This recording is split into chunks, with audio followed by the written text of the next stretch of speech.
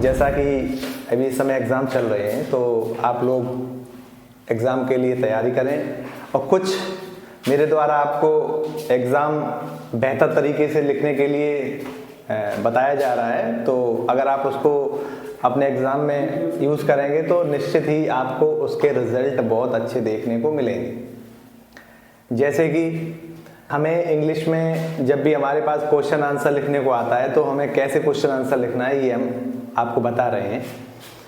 मैंने कुछ पॉइंट्स यहाँ पे नोट डाउन किए हुए हैं।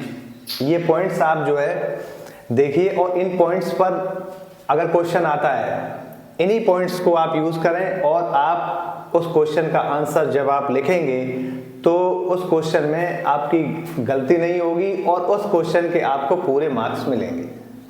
जैसे कि कोई आपको क्वेश्चन दिया हुआ है और उस क्वेश्चन को फर्स्ट पर्सन में दिया है। फर्स्ट पर्सन में अगर आपको कोई क्वेश्चन दिया है तो उसका आप आंसर करते समय आप उसको हमेशा सेकंड पर्सन में देंगे। दूसरा पॉइंट है, अगर कोई क्वेश्चन सेकंड पर्सन में दिया है तो फर्स्ट पर्सन में उसका आंसर देंगे। अगर कोई क्वेश्चन थर्ड पर्सन में आपको दिया है तो आप उसका आंसर थर्ड पर्सन में देंगे। उसके बाद टेंस ऑफ वर्ब, यानी कि उस टेंस में अगर कोई वर्ब आपको दिया है, कोई क्रिया दी हुई है तो उस क्रिया को आंसर में टेंस ऑफ वर्ब वही होनी चाहिए जो टेंस ऑफ वर्ब आपके क्वेश्चन में दी है।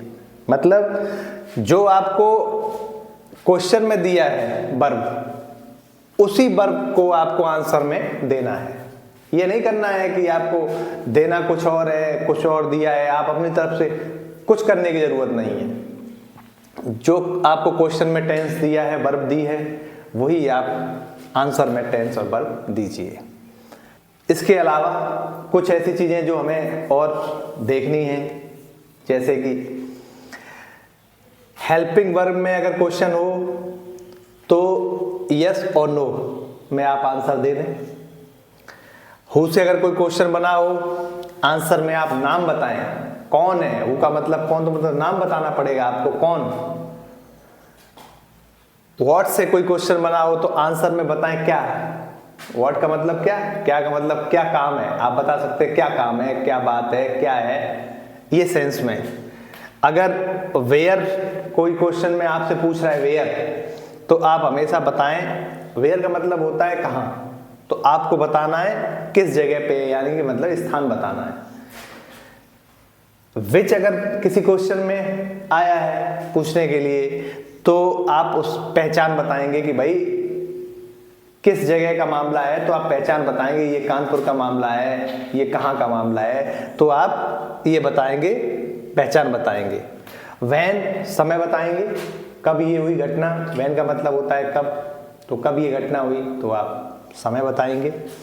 वाई सभी जानते हैं, वाई जब भी आता है तो क्यों, वाई का मतलब क्यों, और वो क्यों हमेशा कारण को बताता है कि क्या कारण है। हाउ अगर आया है तो हाउ मतलब कैसे, तो आप बताएंगे मेथड या वे, मतलब आप मेथड बताइए ये कैसे पॉसिबल हुआ, ये कैसे हुआ है। आप इन सब चीज़ों को, इन पॉइंट्स को आप अपने अगर माइंड में रखेंगे तो निश्चित ही आपको आपके क्वेश्चन का आंसर देने में बहुत सरलता होगी। और जब आप इन सब चीज़ों का ध्यान रखेंगे तो आप अपने आंसर को बेहतर तरीके से दे सकते हैं। Thank you.